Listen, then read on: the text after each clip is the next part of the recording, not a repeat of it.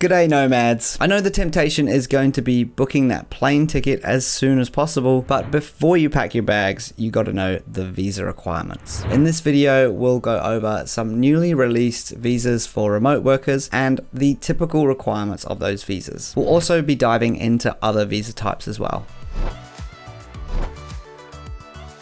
First things first, it depends on the country you're planning to visit. Mexico, for instance, offers a temporary resident visa for digital nomads, which allows individuals to stay in the country for up to a year and provides access to healthcare and other benefits. Costa Rica offers a similar program, the Pura Vida visa, which also allows for a 1-year stay and access to healthcare and other benefits. Portugal has also introduced a new digital nomad visa, which allows remote workers to stay in the country for a year with the possibility of renewal. But let's be real, who would want to leave Portugal, right?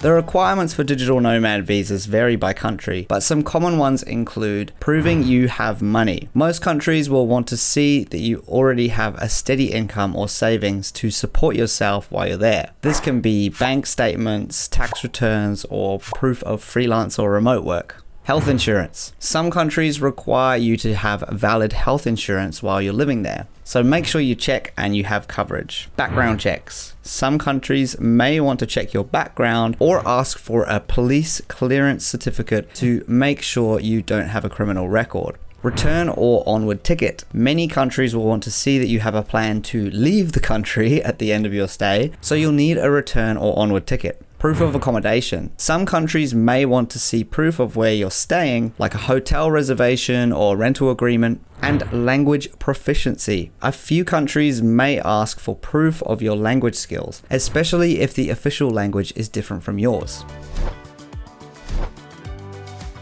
The costs for digital nomad visas can vary a lot depending on the country you're applying for and the type of visa. Some countries have specific digital nomad visas that come with a higher fee, while others may have you apply for a different type of visa with different costs. Some common costs include the visa application fee. This is the fee that the government charges to process your visa application. It can be a few bucks or a few $100 depending on the country.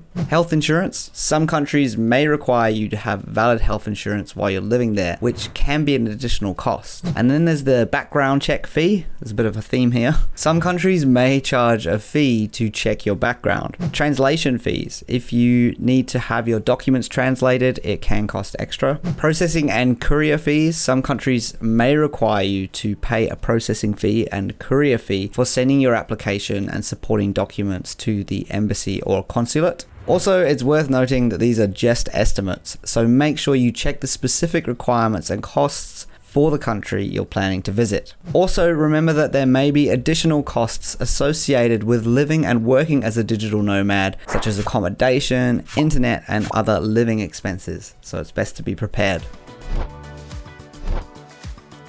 But not every country has a specific digital nomad visa, so you might have to check out other options like a tourist visa, work visa, or a long-term stay visa. Just make sure you research the requirements and restrictions of each type of visa so you don't get caught off guard. Even if a country doesn't have a specific digital nomad visa, they might still let you in if you can prove you can support yourself and have a valid reason for being there. And if you are looking at booking your flights soon, make sure you check out our free checklists and resources in the description box below. Don't forget to hit that subscribe button, and I'll see you in the next one.